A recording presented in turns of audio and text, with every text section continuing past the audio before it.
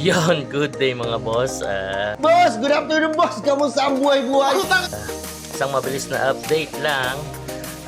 Kasi nga late upload na to dahil sobrang busy natin dahil maraming nagpapagayak sa atin ng mga panlaban ng manok.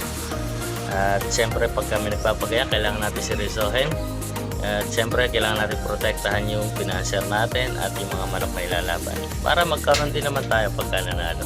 So yun yung pinangtutustos natin sa mga kambing natin, yung pagka nanalo tayo, ayan, mga pagkain nila saka mga vitamins, kaya siniseryoso natin yung pag-aalaga naman. Ayun, so may pumunta nga dito mga estudyante galing sa Giginto, Bulacan. Napakalayo pa nila, shoutout sa inyo. Nakalimutan ko na yung mga pangalan nila kasi nga late upload na to, last month pa kasi to. So yun, naghahanap sila ng goat racers na pwedeng interviewin at tayo nga napili nila. Meron din silang pinagtanungan, kaya lang magpapabayad ng malaki para sa interview.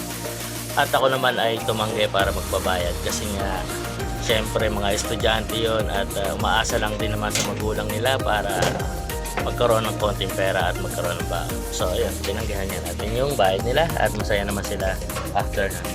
So yun, late upload nga ito katulad nga na sabi ko, sana nakatulong na lang ako dun sa project ng mga kabataan na yon at sana meron ako nga i-share at sa mga baguhan na gustong pasukin tong pagiging goat, pag-aalaga ng mga kambing. Ang kulit kasi na ito, dinidilahan yung cellphone ko ayan. Yung mga gustong mag-alaga ng kambing, sana may na-share ako na kapaki-pakinabang naman.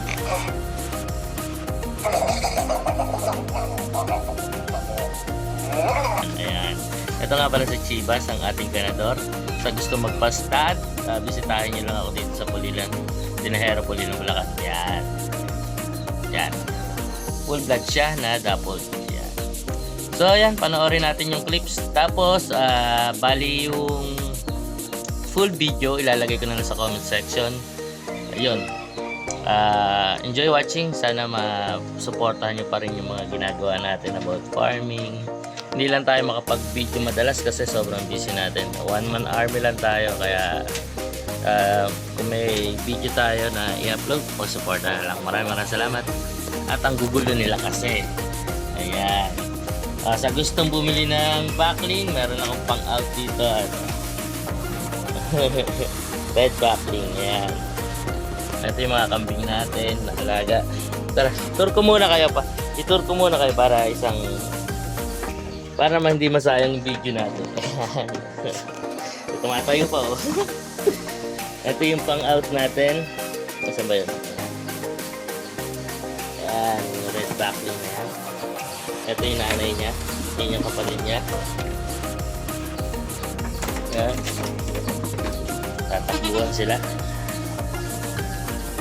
Ayan, ang dami na nila.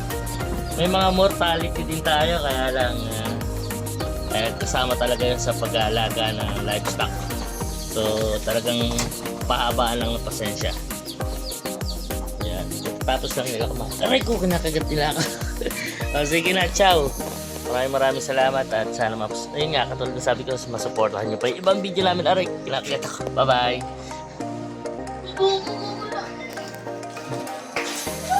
Ingat lang kasi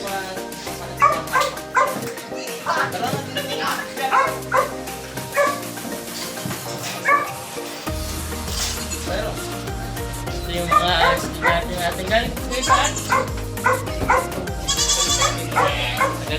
Giginto pa pare. Sasagutin natin yung mga tanong nila mamaya. Tingnan natin, matutulungan natin sila at sana may ma-share tayo na yun, para makatulong sa project nila.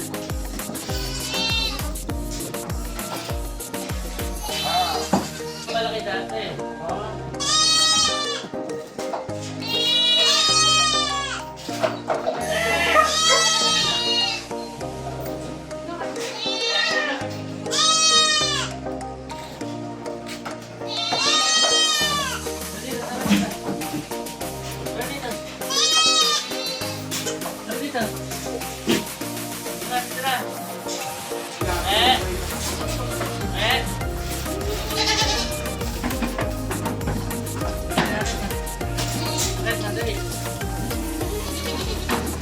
dali.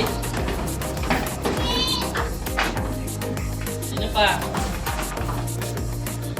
Naiwan ka na.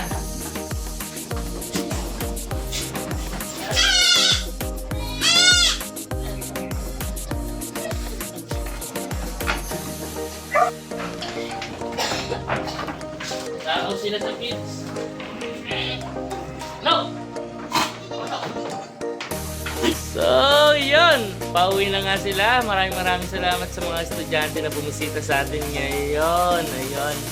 At sana may natutunan kayo sa pag-aalaga ng kambing at may share nyo sa ibang gustong aspiring na gusto mag-alaga ng kambing. Yan. Okay, bye-bye. Thank you.